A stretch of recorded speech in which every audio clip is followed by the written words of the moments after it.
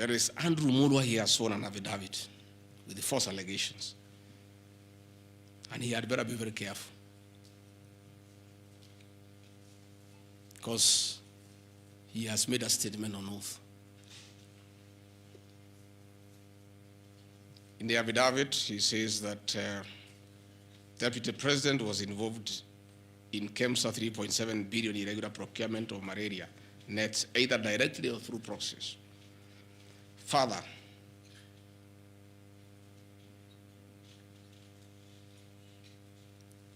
Shobika Impex Limited is an international company, the fourth largest manufacturer of mosquito nets in the world. It has done many tenders with KEMSA, with the Global Fund, countries in Africa, in Asia. And there was a tender.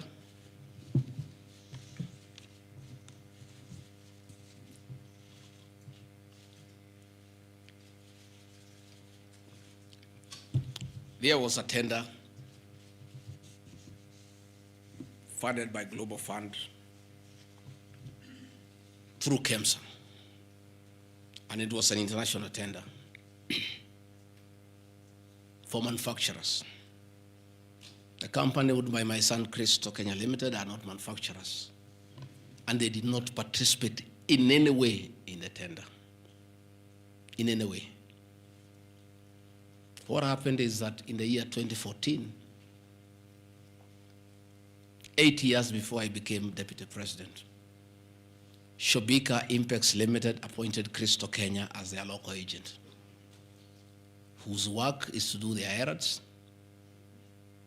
and follow their supplies at the ports of entry. Christo Kenya did not participate in this tender. It was done by Shobika. KEMSA wrote to Shobika and said, your tender was not successful because you had a problem with pagination of your security document. Pagination. Those of you who have done tenders, you number the pages. And if they are not right, you can be disqualified. And therefore, they were told, can you come and collect your bid board, your original bid board? That's what happens. If you participate in a tender and you don't win, you are asked to collect your bid board. And they kept on coming to collect the bid board. It was not available for almost 3 months. And they asked the local agent, that is Christo Kenya Limited, can you follow up on our behalf? We participated in this tender, we did not win. We have a letter asking us to collect the bid board. We are waiting for it because this is money that is tied as our agent in Kenya. Can you follow up? And that is why when my son on behalf of Christo Kenya Limited went to KEMSA trying to follow up. And when it was not working, he brought it to my attention and I made a call to Mr. Andrew Mulwa, asking, my son has been here. There's a little issue about a bid board of an unsuccessful tenderer. Why is it that this is money that is tied? And these are foreigners, these are foreign investors. We don't want to make life difficult for them. Please, why don't you release it to it unless there's a problem? Oh, he said, no, the matter is under investigation. That is why we cannot release it. The bid board is with the SEC. I said, fine. If the matter is under investigation, so be it. Right along, the investigations were over. EACC wrote to KEMSA and returned the bid board. KEMSA in return wrote to Shobika and returned the bid board. End of story. Shobika did not win the tender. They were not awarded the contract to supply the nets. No nets were supplied by Shobika. No public funds were lost. And we are told by Deputy President asking why a bid board to a tenderer who has failed to win cannot be returned. He endangered the lives of the people of Kenya. That is how absurd the allegation is. There is no evidence that the company with my son participated in the tender. They did not participate. There is no evidence that the deputy president interfered with the tender. The only crime is that urging so that we don't frustrate foreign investors. If they were not successful, why are you keeping their tender security? You need to give it to them. And it was a lot of money. I think it was 500 million or something like that. So I want to say this is a very ridiculous, and I take great exception to the headline by the Star. Please, we'll give you the documents. Tell us, where was the deputy president involved in that tender? This is a tender that never was. And for the record, to show that this tender had no problem, after the investigations, during the investigations, the CEO, Terry Ramathani, was suspended to allow investigations, as it should be. And Mulwa became the CEO. Mulwa was not there during the tendering. He came after the tender had been annulled. And he was dealing with the aftermath of the annulment of the tender, that is returning the bid boards, sending document to ACC. After investigations by ACC and the Senate were concluded, Terry Ramadhani was appointed by President William Ruto as the Deputy High Commissioner to India. That tells you, because when those appointments are made, the head of public service writes to ACC, DCI on issues of integrity. Terry was cleared, which means there was no scandal. And again, and most important, no public funds were lost, no nets were supplied. Therefore, this is another fishing expedition to just justify the 5.2 billion. I think that is why they were putting the 3.7 billion to make the maths to add up. You know, when you want to talk big figures, you must look for 3.7, 600, and all that. Even all these things I've read here, if you take your phones, we are nowhere even, we have not reached 2 billion. Because Olive Garden, 400 million. Queen's Gate Apartment, 600 million. Outspan and Treetop, 600. So these are just figures that were being put to the people of Kenya so that they can see us into bad light. Unnecessary and expensive renovation at the official residence in Karen and Mombasa. How Mutusen knew it's unnecessary, I don't know. He has never been here. You guys were here before. When President William Ruto was deputy president, he was denied funds for 5 years. This place was in very high state of disrepair. It took me 7 months to move in. The roofs were leaking, the toilets were blocked, the septic tanks was broken down, the borehole was broken. There was nothing. Parliament, in his own wisdom, allocated funds for the renovation of this residence. As a deputy president, I have nothing to do with public expenditure.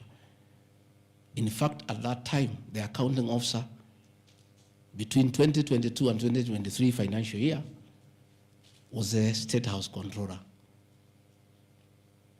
Procurement was done, tender was awarded, and the renovations were done. And you can see the place looks good. There was need to dignify the office of the deputy president because he has a function of coordinating development partners. Ambassadors and high commissioners and all sorts of international visitors are always here. So to dignify the office of the deputy president, the residents needed to be in the right standard, and that is not my decision, and I have nothing to do with it. As for the contractor who was awarded the job, I don't know him, and I don't need to know him. I have no business. Where he transferred his money, I would not know. I have no access to his account. Whether he is related to me, the answer is no. I don't know him. And for the record, I don't wish to know him because it's not necessary.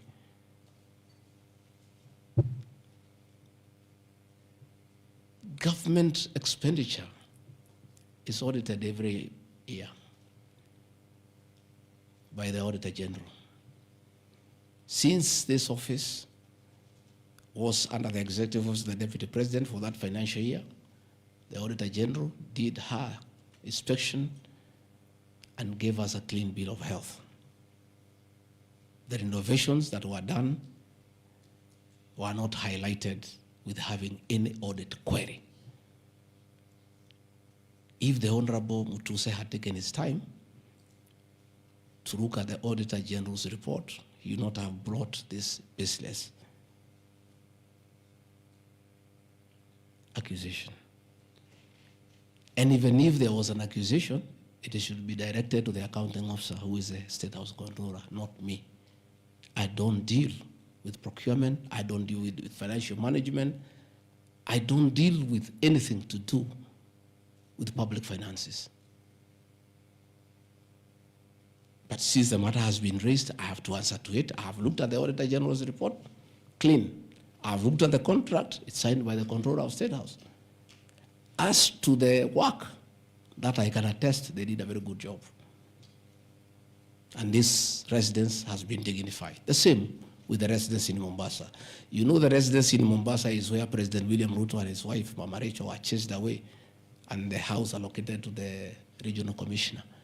And on assuming office, I took up the residence. It was in state of disrepair. Again, it was renovated. It's a good place.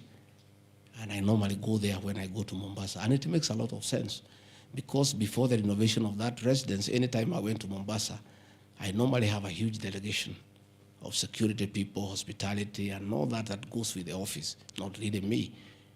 The bills were very expensive. It makes a lot of sense to have an official residence for the Deputy President in Mombasa, so that when he is there, you cut down on public expenditure.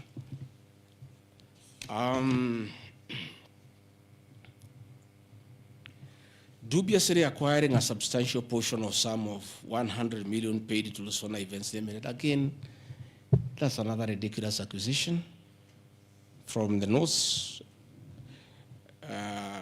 This is people who give services here for events. We have many meetings. You have come here for IBEC. There are tents put up here to the required standard. We have meetings here for development partners. This is a very busy residence. Most of you have been here. Again, I don't get involved in procurement. That is the work of the accounting officer and his team in public finance management. As to the person who does that work, I don't know he or she, and I have no business knowing who does the work. Those are things that are not in my purview. Again, the ridiculous accusations that that money came to me, one would have to demonstrate how it came to me. Was it brought to me through my account, through cash? Who was there? What is the evidence? Again, it is just trying to throw mud at me. And I want to say that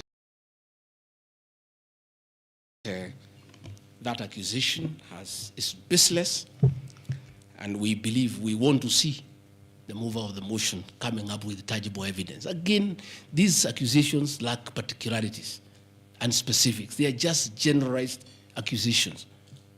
Again, we'll be challenging that again in court, because there is a ruling that grounds of impeachment must be well-grounded and must be particularized and specific. This is just an allegation. Where is the nexus between the supplier of events to this residence and the Deputy President, Rigathi Gachagua? There's no nexus. I don't know the person. I don't know the company. I'm not involved in the procurement. I don't even know how it is procured. All I do is I want events, and they are arranged, and I take part in those events. Those accusations of funds utilizing the Deputy President, in the office of the Deputy President, coming for my personal benefit are ridiculous, unfounded, and totally malicious, and there's no evidence whatsoever. And I want you people, the press, to also ask these people to give you the evidence. Don't just write headlines. Ask, where is the evidence? Where are the particulars? You know, you don't just allege, oh, this particular supplier, this money went to the deputy president. Yes, fine, that is good. How? How did it go to the deputy president? You must explain.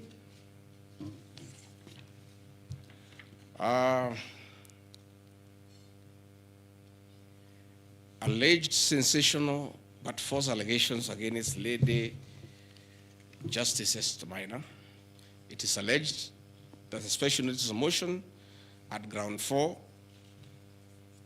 had a gross violation of the Constitution, that I publicly attacked the Lady Justice Esther Maina and falsely threatened to bring action against her. I did not threaten to bring any action against Justice Maina.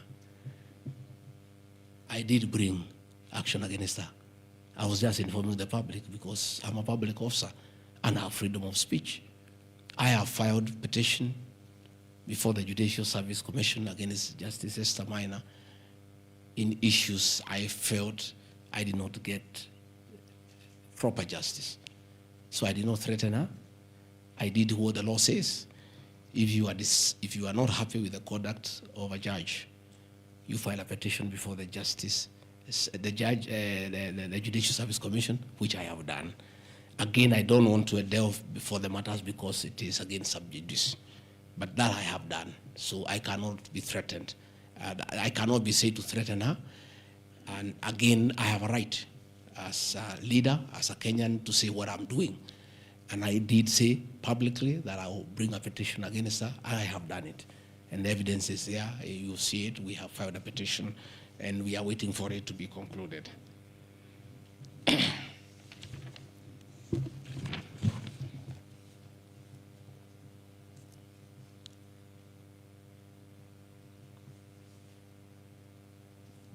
Again, I want to emphasize that my statements were protected speech consequent to a decision by the landed judge in a matter involving my personal assets, which I disagree with and found to be wholly unfair.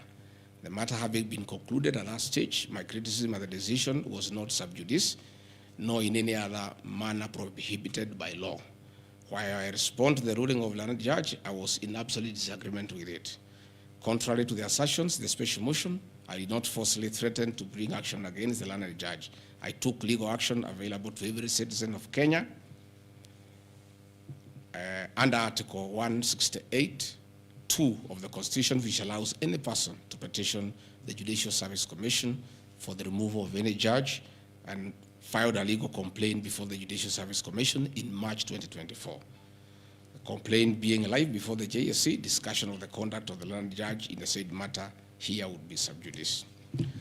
Diverting materials meant for construction of Kilifi Malindi Highway to tarmac a private load to Vipingo Beach Resort. Again, I said Vipingo Beach Resort belongs to the estate of the late Governor Gachagua. The facts are as follows. King Charles III visited Kenya between 30th October 2023 and 3rd November 2024. During his state visit, one of the designated places where King Charles III was to visit was Kuritu Marine Conservancy, which shares a road with the Vipingo Beach Resort. And it's a public load, by the way, it's not a private load. I have annexed a copy of the program of the state visit to Kenya by King Charles III, marked RG, which at page 13 on item 63 and 64 shows his departure and arrival at Kuritu Marine Conservancy. As I was walking around, I slept there, I think 2-3 weeks before the arrival of the king. And as you all know, I walk every morning. And as I walked on that road, I found there was a lot of activity and tarmac was going on. I was very happy and I asked what was happening. And I was told that the king himself, the third, will be coming. So, like all other residents of that area, we are very indebted to King Charles III, that this was done very speedily. Rigathi Gachagua never called anybody to do this road. In fact, I'm informed that this road is donor funded, the one to Kilifi, and there is a component of corporate social responsibility. And I have learned, after I have inquired, that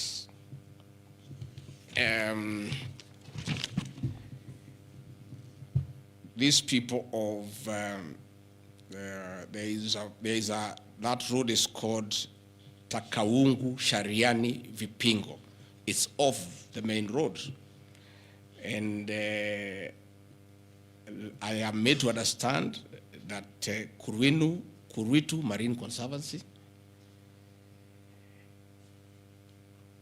Vipingo Secondary School, Shariani Primary School, among other stakeholders, including a public market, applied to Kenya to be considered for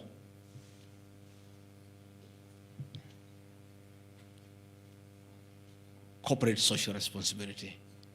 And I think the issue of the king hastened that request. And that's why I said we are grateful to the king. Again, I invite evidence to show that I influenced that road. In any case, I would like to know the member of parliament for that area, how he will vote in this motion. He should be a very happy man. If Deputy President Rigathi Gachagua occasioned a tarmac road to be done in his constituency, he should vote for me. But I didn't. And when I went there, that Shariani market, people are very happy with that road, because I walk there in the morning when I sleep there. People are very happy with that road. The secondary school there, the boys and girls are very happy. The primary schools are there. And again, contrary to the assertion by the Honorable Mutuse, it's not a private road, it's a public road. And it is serving many people, a primary school, a secondary school, a market, and a whole community, including the family of the estate of the late Governor Rigathi Gachagua. We are just beneficiaries of good deeds by our government that were hastened by the arrival of His Majesty the King III. Undermining the President and the Cabinet by allegedly making contradictory public statements from the position taken by Cabinet regarding the evacuation of the people residing along Nairobi River. To start with, for the record, President William Ruto has never complained to me that I have undermined him. If he has told that to Honorable Mutuse, I would like to know that he has complained to Honorable Mutuse that his deputy has undermined him. Article 147 of the Constitution provides the Deputy President shall be the principal assistant to the President and shall deputize for the President in the execution of the President's functions. Article 28, which states that every person has inherent dignity and the right to have that dignity respected and protected. Article 29C, which states that every person has the right to freedom and security of the person, which includes the right not to be subjected to any form of violence from either public or private sources. Section 152G1 of the Land Act, which states that notwithstanding any provisions to the contrary in this act or in any other written law, all eviction shall be carried out in strict accordance with the following procedures. A, be preceded by proper identification of those taking part in the eviction or demolitions. B, be preceded by the presentation of the formal authorizations for the action. C, where groups of people are involved, government officials or their representatives to be present during an eviction. D, to be carried out in a manner which respects the dignity, right to life and security of those affected. Included special measures to ensure effective protection to groups and people who are vulnerable, such as women, children and elderly, and persons with disabilities. F, include special measures to ensure that there is no arbitrary deprivation of property or possessions as a result of the eviction. G, include mechanisms to protect property and possessions left behind involuntarily from destruction. H, respect the principles of necessity and proportionality during the use of force and give the affected person the first priority to demolish and salvage their property. Critically, our Constitution provides at Section 147(2) that first, the Deputy President shall perform the functions conferred by these constitutions and any other functions of the President as the President may assign. Pursuant to Article 3 of the Constitution, I, as well as every citizen of Kenya and state of public officers, have the obligation to respect, uphold, and defend the Constitution in performing any of my functions. The national values and principles of governance contained in Article 10 of the Constitution by those state organs, public officers, and all persons, including myself as the Deputy President, wherever we make or implement public policy decisions. In relation to this matter, these national values and principles include the rule of law, democracy, and participation of the people, human dignity, equity, social justice, inclusiveness, equality, human rights, non-discrimination, and protection of the marginalized. Adherence to these principles became extremely important when we, as state officers, are contemplating legal evacuation of citizens with a duty to avoid inhuman forced evictions that would be contrary to our Constitution and international law. While campaigning with the President, and subsequently when I was sworn in as Deputy President, you can remember, I promised as a key pillar to the Kenya Kwanza government that there will be no forced and unlawful evictions, and that all evictions shall be human and entail legal compensation. You remember my inauguration speech.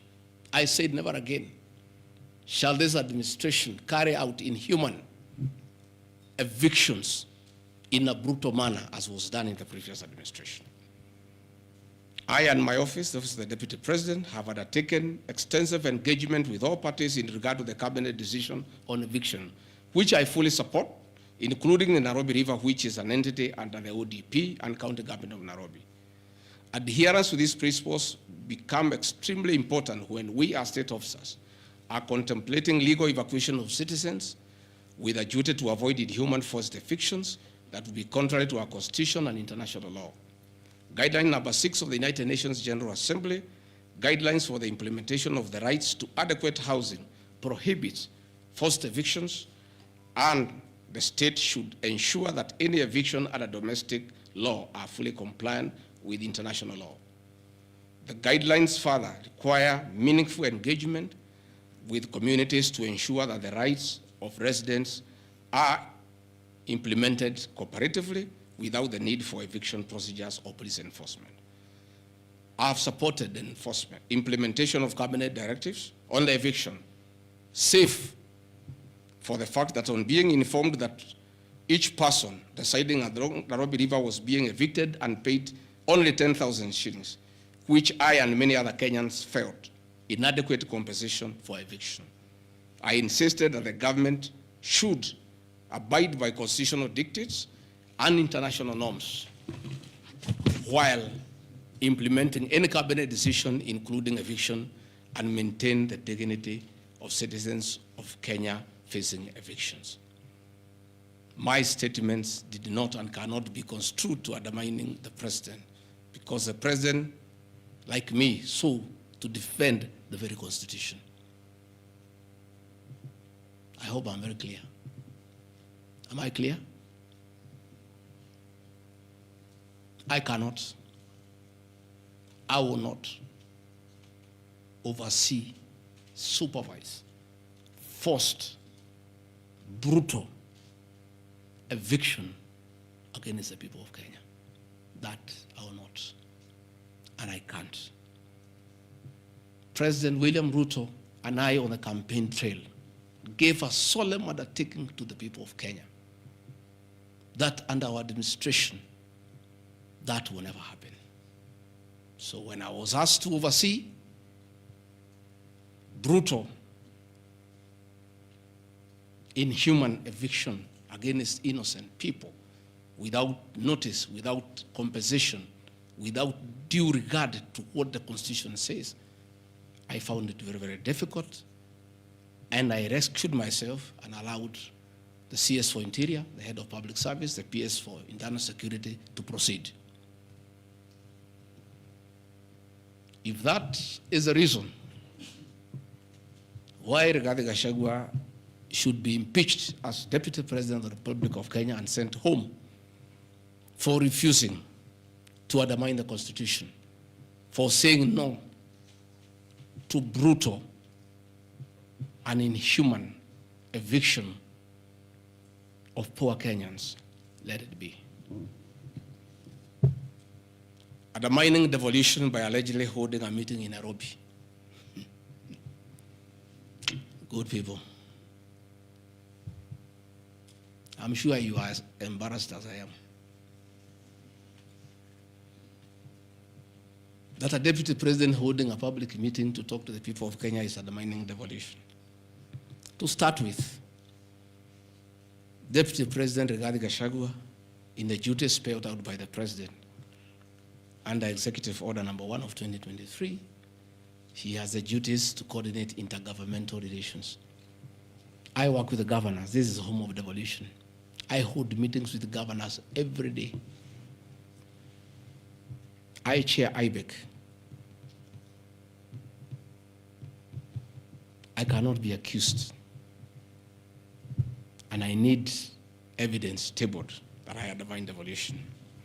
The motion alleges that on 29 September 2024, I unlawfully interfered with the running of the Nairobi City Council government by holding a public rally where I allegedly incited citizens against law directives of the county government on planning and relocation of markets. This is my response. It is not true that I incited citizens against the law directives of the county government, as alleged. I wish to clarify and point out that when I held the public rally, I merely requested the governor of Nairobi County to speak and listen to grievances which were being raised by the market traders. Videos will be produced tomorrow in the National Assembly. I, Rigathi Gachagua, asking Governor Sakaja to take time to listen to the people and listen to their grievances. The traders had sought me out to intervene and request the governor on their behalf to dialogue with them and seek a solution to their grievances with regard to the relocation of markets. Had the governor listened to these traders, they would have had no business coming looking for me. All I was saying is listen to the people. Before you relocate them, have public participation. Most of those traders have lived in Wakulima market for 40 years. They wanted to discuss with the governor what happens to us, what happens to our customers, what happens to the distances that we cover, what about the extra cost of going to the new relocation? And I think the traders were right. Requesting a meeting with an elected leader is their right. And when they requested me to go and meet them, because they were desperate and they needed somebody to hear to them, I did go and speak to them. Again,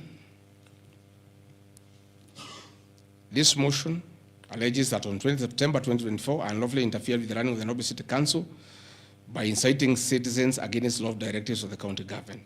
The leadership of Nairobi business traders approached me sometime in March 2024 at my official residence to discuss multiple issues affecting business and requested engagement in the resolution and intervention on these issues adverse to business. Consequent to this meeting, I directed that short, medium, and long-term strategies be undertaken, coordinated by the Office of the Deputy President, to address the issues raised that are cross-cutting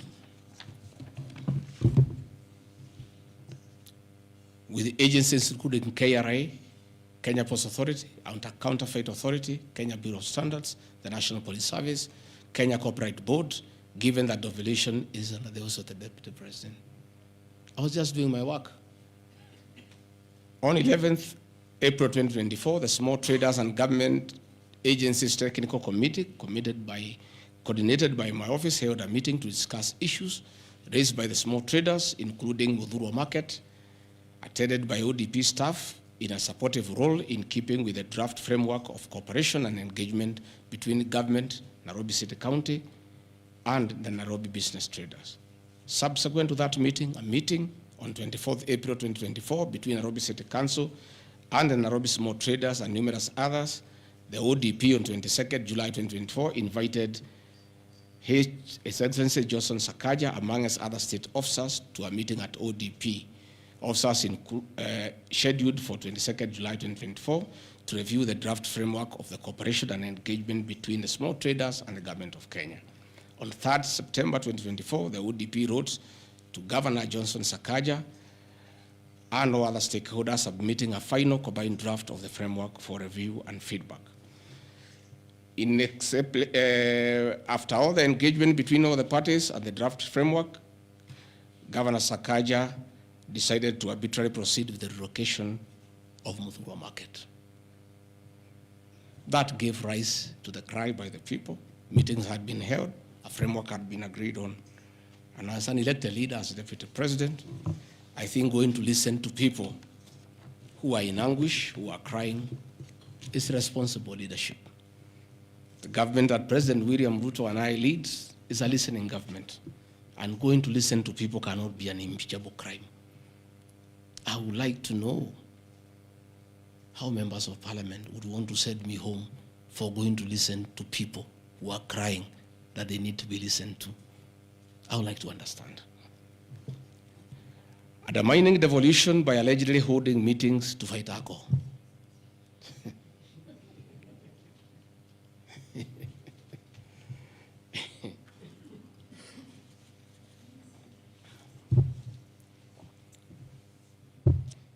I think tomorrow will be the greatest circus.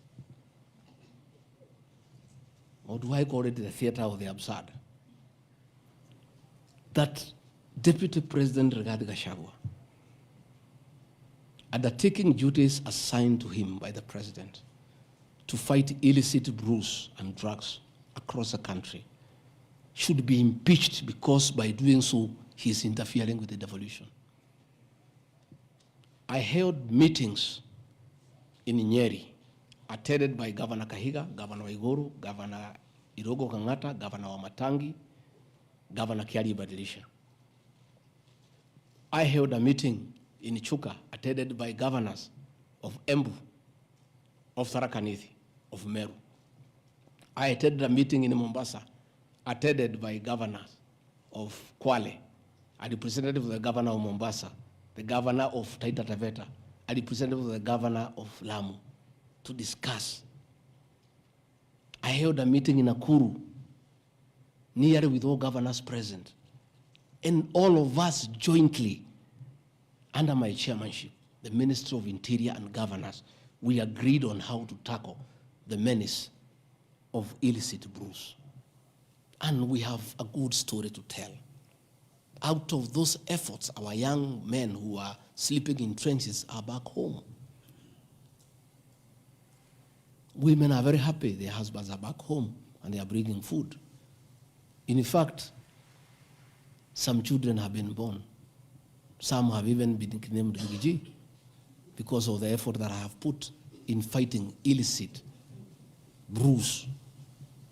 I think the people of Kenya would be shocked to hear tonight that one of the accusations against their deputy president and why he should go home is because he led the battle to fight illicit brews and drugs that has caused havoc among our young people. Please, if Rigathi Gachagua is a problem, why don't you assign this job to somebody else? Because this job must be done. We must get our children off drugs. We must fight illicit alcohol. And saying that you want to impeach the deputy president because fighting illicit brews and drugs is interfering with the devolution. I think this is the greatest joke of the year. Even the 291 MPs who signed this motion, most of them, because I know them, have looked for me personally to thank me for the way I have successfully led the war against drugs and illicit brews. And that is why that sham public participation should have heard my responses so that the women could hear that one of the accusations against the deputy president is that he should be sent home because he was leading the war against illicit brews and drugs. I don't know. I think there is something wrong in this country. That somebody has sat down to draft a motion to impeach the deputy president of the Republic of Kenya. And one of the grounds is that he has interfered with the devolution by leading the war to fight illicit brews and drugs. This is a height of absurdity. And Parliament will be the theater of the absurd. I would like to hear what is the nexus between fighting illicit brew and interfering with the devolution. I would like to know. I've never had any governor complain. I've never had any MCA complain. I've never had any Kenyan complain. The only Kenyans who have complained are few. They are the manufacturers who are manufacturing poison under the guise of producing alcohol. Those are the only few ones.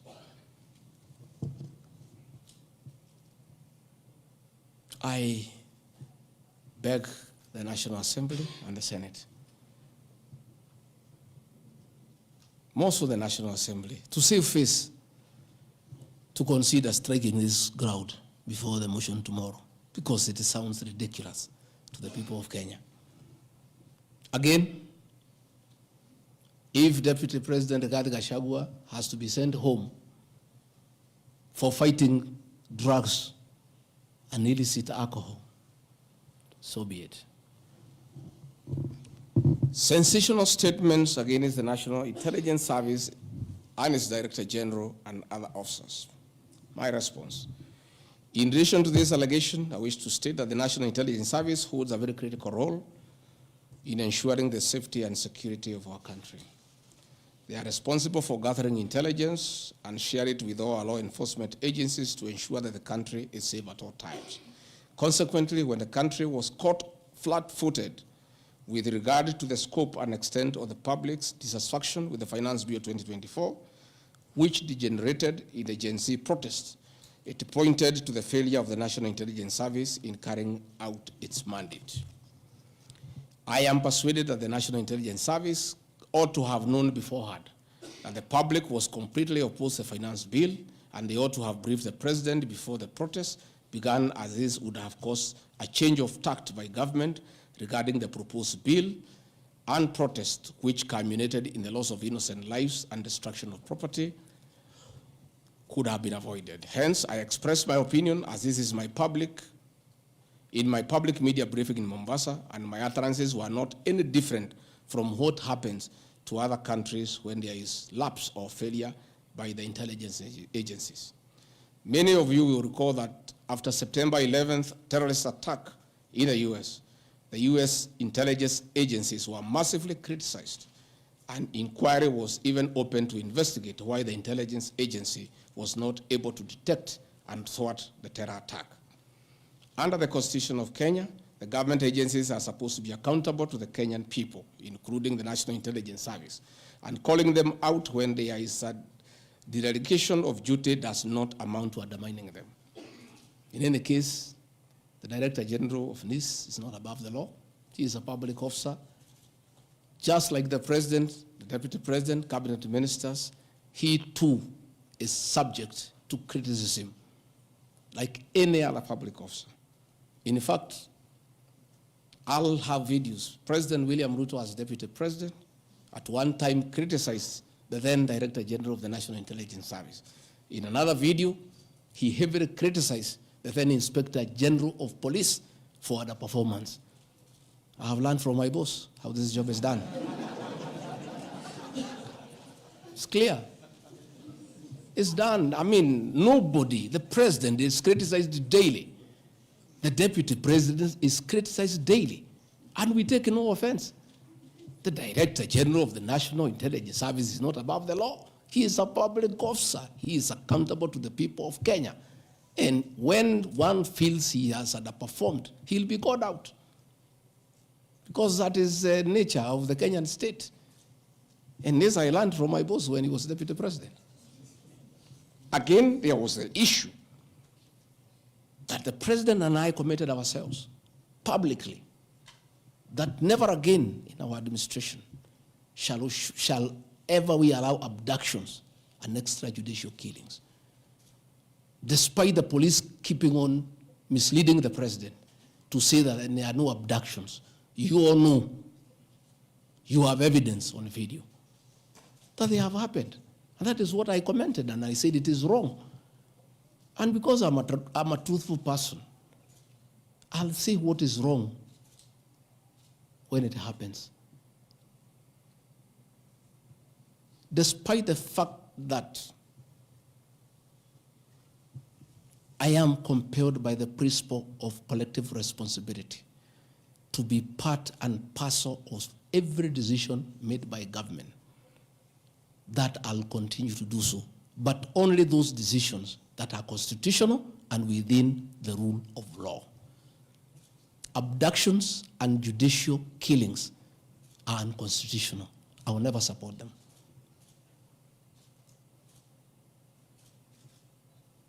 President William Ruto has been criticized left, right, and center. I have not seen him take anybody to court for criticizing him. Why is Rigathi Gachagua being impeached for calling out the Director General of the National Intelligence Service? The Deputy President is criticized daily. The judiciary is criticized daily. The media is criticized daily, including the Star, whom I've criticized today. But that is as far as it goes. And again, despite being just the Deputy President, I enjoy a constitutional right in the Bill of Rights, freedom of speech. And if the Director General of the National Intelligence Service was aggrieved, there are mechanisms of how he can take me to court and sue me for defamation. And I'll be able to argue why I said what I said. So that is not a ground for impeachment. I mean, that is curtailing liberties, the freedom of expression, the freedom to hold public officers accountable for their actions.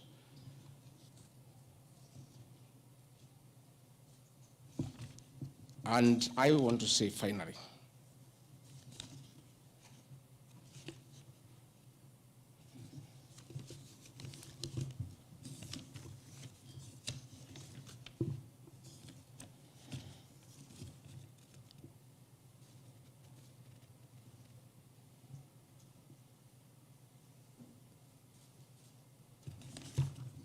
I think I've literally addressed all the grounds because I felt it's important for the people of Kenya to know the allegations against the Deputy President and his responses. And as you have heard, though you are not judges and you are not advocates, there is nothing here that violates the Constitution. There is no gross misconduct. There is no crime that has been committed.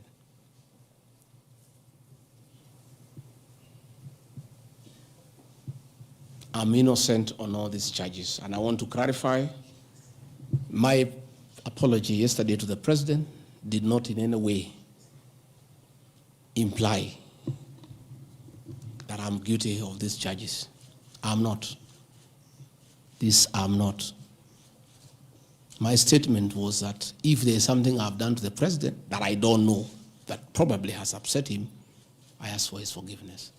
But that was in no way an admission of this ridiculous allegations meant to overturn the will of the people. Finally, in conclusion, I want to say that overturning the will of the people is not a joke. It calls for very serious violation of the Constitution. None of these issues here meet the threshold. We'll go to Bunge tomorrow. I'll be there at 5 for 2 hours, and I'll put my case. In the unfortunate event it proceeds to the Senate, I'll be there again to prove my innocence by way of evidence.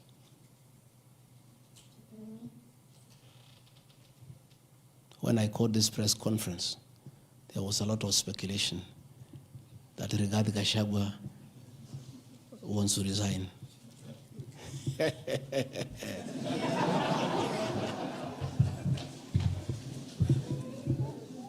This is a man elected by 7.2 million Kenyans. How dare you suggest to him that he can do so without public participation?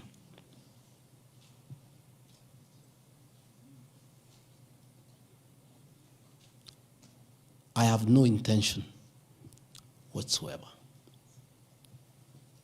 to resign from this job. I'll fight to the end. I have tremendous respect for our judiciary and the professional judges of the High Court, the Court of Appeal, and the Supreme Court. And in the professional manner they have handled serious issues affecting Kenya. The impeachment of a deputy president elected by 7.2 million Kenyans is not a small matter that can hastily be decided by a few members of parliament and senators and wish it away.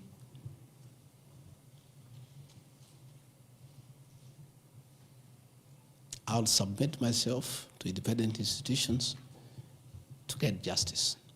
And I'm sure, I have no doubt in my mind that I'll get justice. And this impeachment will be thrown out. And I'll carry out my duties as deputy president. That is why anybody saying feel as to me to resign is a joker. And I found a few of people using my friends to come and sweet talk to me.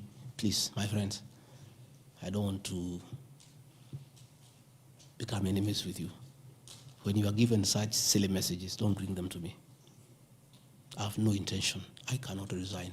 I did not give myself this job. I was given by the people of Kenya. I've done nothing wrong against the people of Kenya whatsoever.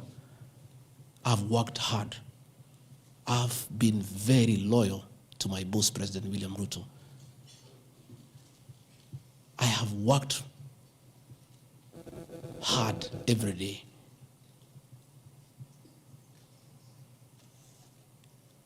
And I will not be distracted. I think there's one issue I've forgotten, one ground. The issue of the shareholding, isn't it? Even you guys can remind me if there's one issue that I have not dealt with.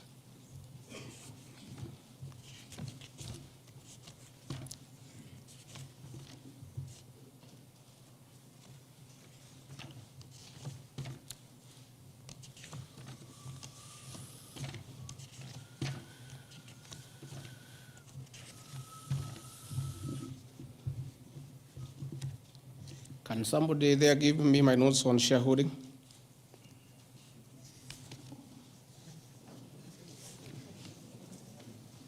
Yeah, I have them here.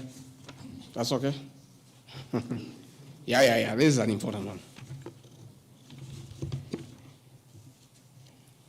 Yeah, there are several. I had not, there are a few silly ones. There's one that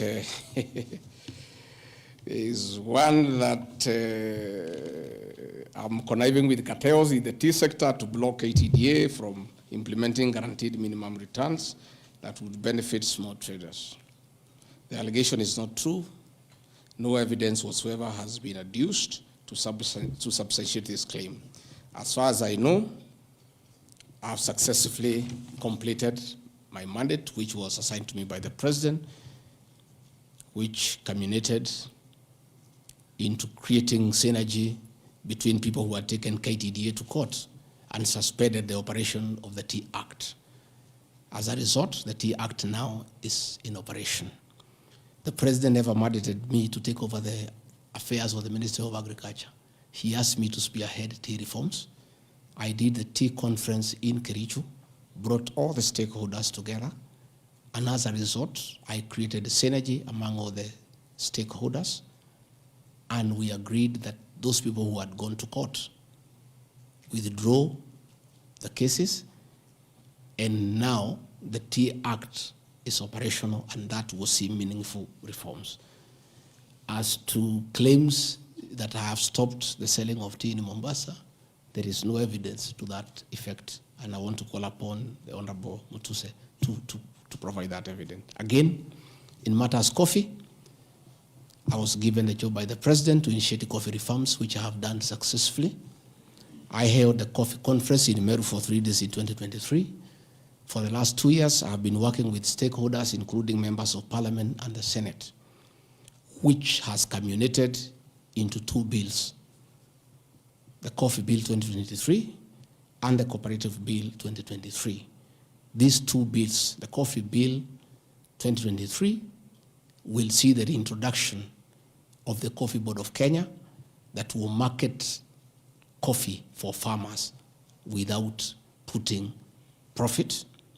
We have also recommended the reintroduction of the Coffee Research Foundation or the Coffee Research Institute in Roiro to work on better varieties and drought-resistant crops.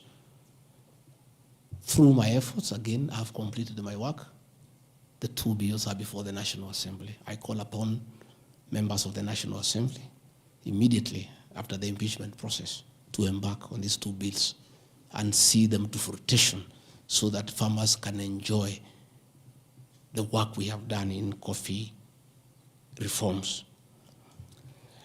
I have seen another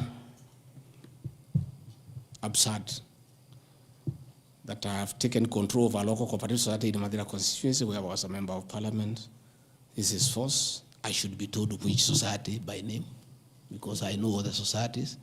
I know all the farmers by name. It's really ridiculous. Again, there is no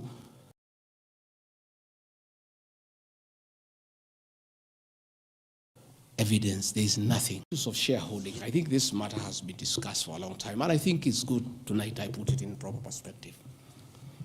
I wish to state that the allegation is equally false. None of my family members, allies, or associates are in control of any cooperative society in Madera. That one I had done. In shareholding by virtue of the provisions of the 3rd schedule of the Political Parties Act, the constituent parties of Kenya Kwanza Coalition entered into various agreements which were deposited with the Speaker of the National Assembly and the Speaker of the Senate for purposes of Article 108 of the Constitution of Kenya. 16.2, the following were members parties of Kenya Kwanza: UDA, ANC, Ford Kenya, PAR, Farmers Party, Chama cha Kazi, Communist Party, Economic Freedom Party, the Service Party, Tujibebe wa Kenya Party, Umoja na Maendeleo Party of Kenya, and the Democratic Party of Kenya. In accordance with provisions of Clause 3E of Schedule 5 of the Political Parties Act, each of the agreements contained in a power-sharing development agenda for certain regions in Kenya. I attach here copies of the said agreement. I'll give you the Kenya Kwanza agreement so that you know when I talk about shareholding, I'm not talking about Kenyans, I'm talking about this agreement that was signed by President William Ruto and almost everybody else on how power will be shared. I've never talked about sharing resources. I have been talking about power sharing for people to get what they deserve in sharing power in accordance with this agreement. Like, for example, in an agreement between UDA, ANC, and Ford Kenya, the UDA would nominate the president and the deputy presidential candidates, which has happened. I got my share. although I have no share certificate. The president would guarantee the stature, dignity, financial and operational autonomy of those of the deputy president. It's in the agreement. The office of the deputy president will be allowed specific duties identified at Article 21 of the agreement. ANC will be allocated a position of prime cabinet secretary to be established within 14 days. It was given to Musalia. The office of the deputy president, Ford Kenya will be allocated the position of the Speaker of the National Assembly, which was given to Moses Wetangula. In accord with Article 2.1 of the Power Sharing Agreement, ANC and Ford Kenya would have a 30% share of national government positions. So, the Honorable Musalia Mudavadi, the Honorable Wetangula, and the people of Western, please don't condemn Rigathi Gachagua.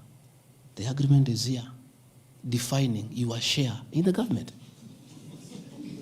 It is not me. I did not sign this document. It was signed by Musalia, Wetangula, and President William Ruto. So when I say about this share thing in terms of positions, I've never talked about resources, about development.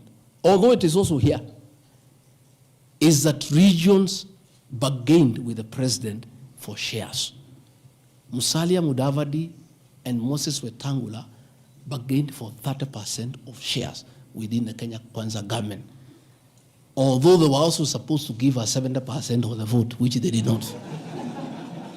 Nevertheless, since they gave a certain vote, they are still entitled to some share one way or another. So it is not Rigathi Gachagua who said that a government is like a company. It is the agreement of the Kenya Kwanza, which I will be tabling in the National Assembly. It is not me. It went ahead to say it. He said, ANC and Ford Kenya would have 30% share of national government positions.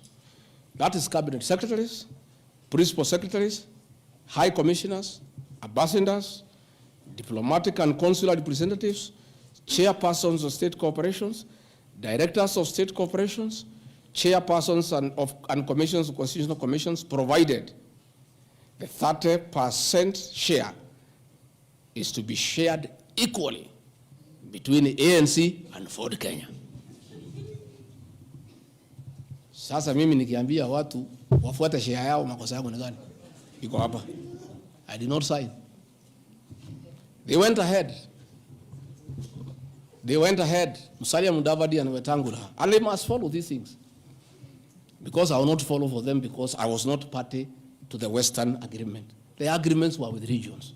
So when people say I'm dividing regions, I'm simply following the Kenya Kwanza agreement of the way it was debated. They went ahead and said, Article 22 of sharing agreement set out a list of priority projects which Kenya Kwanza would endeavor to fulfill in the ANC and Ford Kenya strongholds of Western Kenya between 2022 to 2027 on a priority basis. Musalia Mudavadi and Wetangula signed a package for Western Kenya. I've never heard anybody call them tribalists, but they signed an agreement demanding for Western Kenya. They demanded, and it was agreed it will be done. Completion of all incomplete or stored bitumen roads. Construction of an extra 1,000 kilometers of bitumen in Western Kenya. Revival and modernization of sugar factories in Western Kenya. Establishment of new industries identified in Article 22 of the agreement.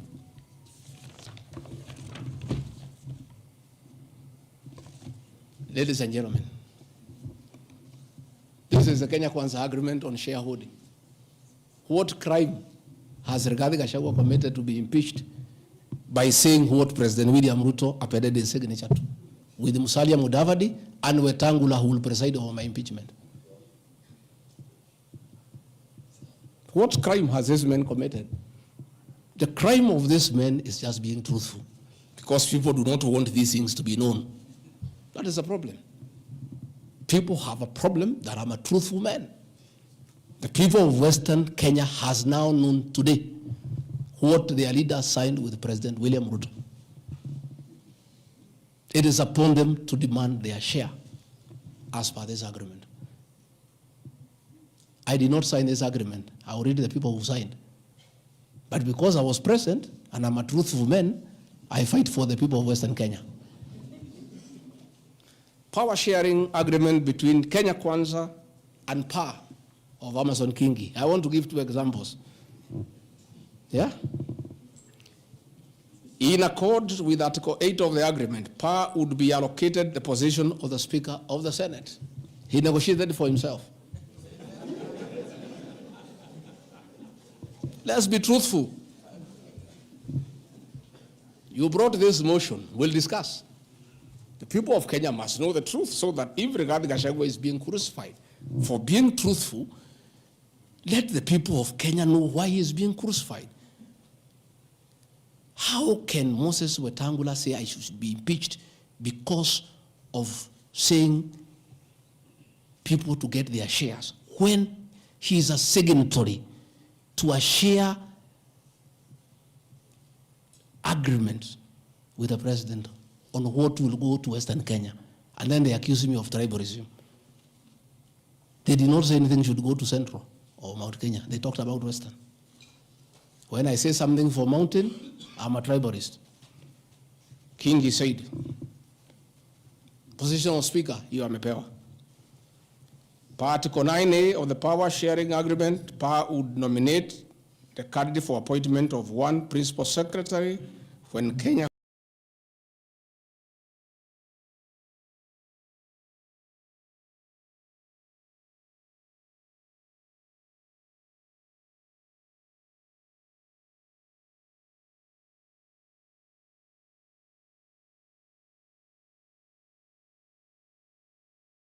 Kwanza came to power.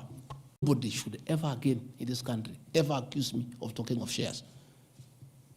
It is not me.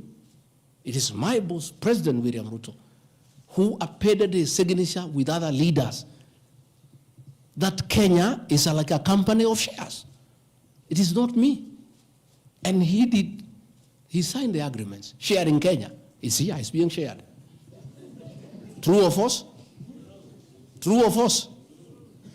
They have shared the Speaker, they have shared the Senate, they have shared Deputy President, they have shared the President. That's what I've been saying. And then I'm being told that I'm dividing the country along ethnic lines. I did not append this signature. I'm just being truthful. That is my crime.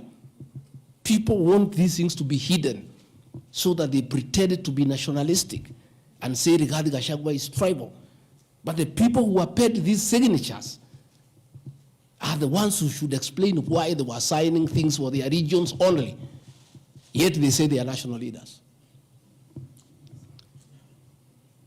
Power sharing agreement between the Kenya Kwanza coalition on one part and the Communist Party, nini. So,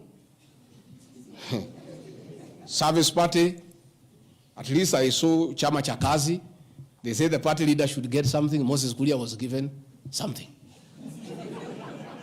The Service Party of Mwangi Kujore got nothing. You know?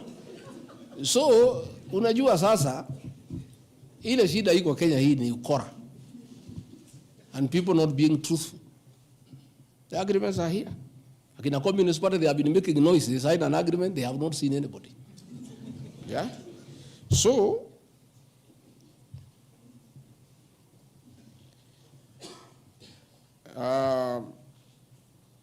my speeches on the shareholder issue are informed by their aforesaid power sharing covenants, which are founded on law and lessons learned from the well-known disputed 202 NAC power sharing agreement. Further power sharing agreements are a feature of government formation in all democracies in the world that provide the formation of coalitions. My pronouncements on the issue, properly understood, are not only anchored in law, but entirely harmless and incapable of being construed as a basis for ethnic animosity, a danger to national cohesion, or a threat to national unity. On the contrary, coalition building has been one of the most important innovations since the disputed 2007 elections in ensuring stability, equitable sharing of political power, national cohesion, and fostering of national unity of national unity. Indeed, Kenya Kwanza's main opponent in the 2022 general election, Azimio la Umoja, One Kenya Coalition Party, was a political party consisting of 25 or so political parties who also executed a power-sharing agreement as required by Schedule 3 of political parties. However, notwithstanding of the said power-sharing agreements, upon election as the Deputy President of Kenya, I went out of my way, as required by the Constitution of Kenya, to serve all Kenyans regardless of their political preferences during the election or ethnic origin. I'll produce videos on all those things. Again, my decision to embrace the broad-based government following the decision of the cabinet after the Gen Z protest is that I support coalition building. And even when the Honorable Right Odinga came, he got some shares. True or false? I mean, surely, why is Rigathi Gachagua being vilified by just being truthful? You know, it's good to be truthful.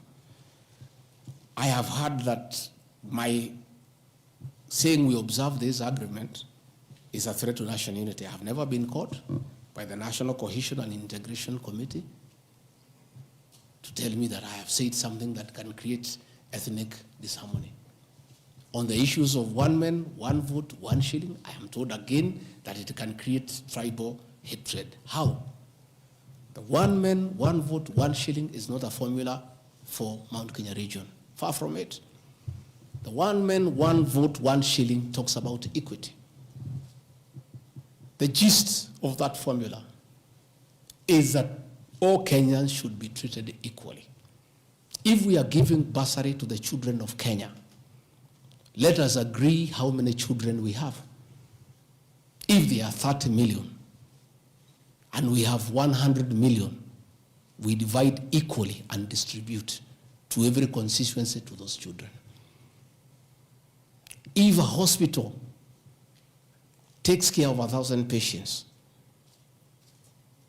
we decide based on population what is the size of the hospital to be constructed in Roiro, where there are 800,000 people. If one borehole serves 500 people, do you construct one borehole in an area where there are 10,000 people? You need to construct more boreholes. That's all.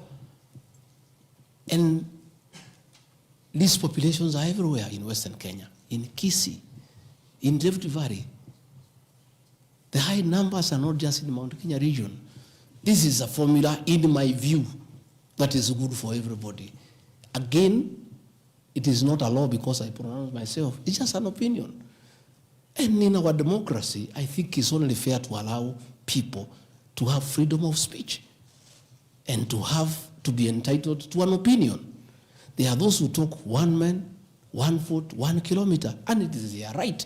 And we should also listen to them and consider. And all those opinions can be harnessed and people can agree which is the best formula to take care of the people of Kenya. That is all I said. I wanted to read to the people, of course, the projects that were negotiated, but I don't seem to have that page. I produce it tomorrow in Parliament. So that when they hear I am fighting, I am also fighting for them. Mine, for the Mount Kenya, and President William, we never wrote anything, because I'm a very trusting man. So is my people, as we did word of mouth. So once in a while, we may argue kidogo kidogo because there's nothing written. So sometimes it's when people say I'm blackmailing the president, but I'm simply asking, my boss, we agreed the following, can we please do it? We agreed this on that, can we do it? We agreed that the people of Mount Kenya who had been given jobs by Uhuru will not be removed without being replaced. We don't seem to be honoring that. Can we honor it? We agreed where we needed to replace somebody who has not performed, we exchange 1 for 1. Can we do it? We agreed that we need to give Mau Mau roads priority. Can we please do it? Because that is what we agreed. It's simply people being honest with each other and living true to a gentleman's agreement. That is what it is about. So I wanted to explain to the people of Kenya, I am not against any region of Kenya. I am just a crusader for honesty and for fulfilling written and unwritten agreements. That is all I am. I say if we agree on something, please let's do it. If we agreed we shall do ABCD before we are elected, let's do it. If we agreed we shall not brutally evict innocent people, please let's not do it. If we agreed that we shall create a good business environment for people to do business, please let's not do it. If we agreed there shall be no abductions and extrajudicial killings, please let's be true to the people of Kenya. That is all. So I want to thank every one of you. And because I've been in Parliament, I don't think it is necessary to have questions. I've been very, very clear on all issues, why I called this a press briefing. I've said I'll be in Parliament tomorrow. I've asked my team to try to give you all the materials so that you can also go and digest. But I think I've prosecuted my case before my employers, the people of Kenya. And I trust because the members of Parliament are also listening, they'll be fair, they'll be just, and they'll be true to their conscience and do the right thing, and not hang an innocent man without evidence. I wouldn't mind being crucified if there was evidence, but there's nothing, zero. I've explained myself to the fullest. And I think you and the people of Kenya have heard me. Let me thank all of you for giving me this time, and I appreciate the media for your role to inform the people of Kenya, to educate them, to entertain them, and keep them abreast with what is going on. I want to thank you for your coverage of the short public participation on this impeachment motion, because you exposed it for what it was, and your video clips are very useful for us as we argue in courts of law. You guys are wonderful. You are good people. No wonder you are called the fourth estate. I don't know where we would go in this country without you. We would have so much impunity. We would go back to dictatorship without the media. I want to encourage you to continue to be the watchdog on behalf of the people of Kenya, to protect the Constitution with zeal, to uphold the rule of law, and to call out impunity and corruption. And I want to say, after this impeachment, I want the members of Parliament now to focus on the corruption scandals around our country. The Adani scandal, the issues in public health sector, the glaring theft of public resources. That is what Parliament should consider and take time. And that is what the people of Kenya want. And I really want to thank the media for being a very responsible watchdog on behalf of the people of Kenya. Please continue writing. Where Rigathi Gachagua has gone wrong, please write. But always accord me the right of reply. Don't condemn me unheard. And I want to thank you tonight, because you have really written accusations against me. But I am also to blame because I never called you, isn't it? Now that I have called you, I want you to request you. Every accusation, put my answer. Is that not fair? Let the people of Kenya judge. You want to ask questions? Yes. But not outside this. Okay. Your Excellency, thank you. We appreciate you hosting us here. You have said a lot in the last more than nearly 2 hours, so I'll be very brief in relation to what you said. My colleague Sam Gituk hosted you here on the 20th of September, and you said a motion of such magnitude cannot head to Parliament without the sanctioning of the party at the parliamentary group level and without the go-ahead or the green lighting by the President. Has President William Ruto, in effect, sanctioned that motion now that it's in Parliament? Second, this is in relation to your statement on the 4th of January this year regarding High Court Judge Honorable Esther Maina you have mentioned. You said you accused of corruption, and you said you'll file a petition, but we never saw you there. You nonetheless said that you have filed a petition.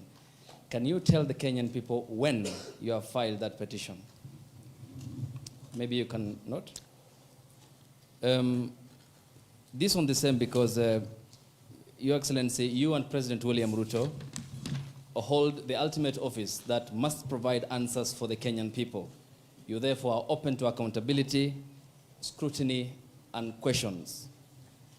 When you took your oath of office, you told the Kenyan people that the country has empty coffers, that you inherited empty coffers. However, your statement is contrary to what the Kenya National Bureau of Statistics says, that at the time when you assumed office, the country had at its disposal 3.02 trillion Kenya shillings, includes revenue plus appropriations in aid. Why, Mr. Deputy President, did you make such a misleading statement in front of the Kenyan people and the world?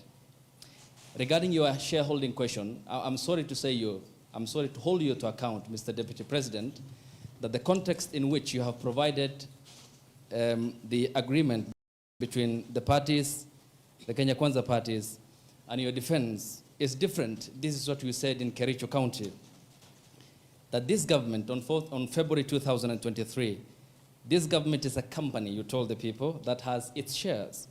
There are owners who have the majority of shares and those who just have a few, while others do not have any. You invested in this government, you told the people of Kericho County, so you must reap. You sowed, you tilled, you put manure and irrigated. Now it's your time to reap. Some few months later, the High Court quashed the appointment of more than 1,406 KRA officials. And the judgment? 700 of those officials were either from the Kalenjin or the Kikuyu community. How much of a responsibility will you take, being part of the presidency, of such gross locking out of Kenyans who qualify, who are competent, who merit, yet half of those appointments went to only 2 communities? That's enough. Thank you. One, the issue of Justice Minor is sub judice. I don't want to discuss it because it's a matter before court, but I'll be able to give you the date when we filed so that you can follow the petition. As to the issues that this motion cannot find its way to the Assembly without the President nod, that is true. It can't. It has its nod. As to the issue of shareholding, again, this is a matter that I'll be prosecuting. By answering your question, I'll delve into the merits and the demerits of the argument that will come up. But I also want to remind you that I did not say that it's a company. I said like a company. Like. You look at the clip, it's there. Like, I gave an example. And a company has shareholders. I've just read to you the 30% here for somebody. That's what I was saying. I was just being truthful without removing the agreement. Again, I am not responsible for making appointments in Kenya. I don't make any appointments. The Deputy President does not appoint anybody. You know, the appointing authority. Ladies and gentlemen, because my lawyers tell me we don't want to delve into the merits and the demerits of the presentation that I've made. Yes, Karanja.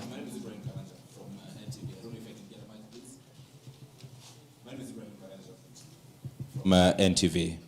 Your Excellency, when you apologized to President Uhuru Kenyatta, you said that the words used then were out of political reasons. And that's why you are apologizing. So why should Kenyans believe you today that what you're saying is not for political reasons, for your own immediate benefit? My second question, Your Excellency, what next if this impeachment happens tomorrow? If you're impeached, what next for you? If you're not impeached, then what next in this political marriage between you and President William Ruto? Let's say your answer is what I've discussed here are facts. It's for the people of Kenya to look at the facts and decide whether they have the necessary veracity or not. As to what I'll do or not what I'll do, let's cross the bridge when we get there.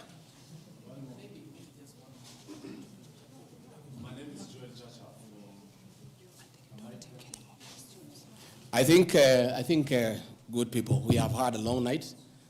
We have had a very long night, and you need to go and file your story. I want to once more thank you very much. Good people. Asanteni sana. Mungu awabariki. Tutaonana kesho. Thank you.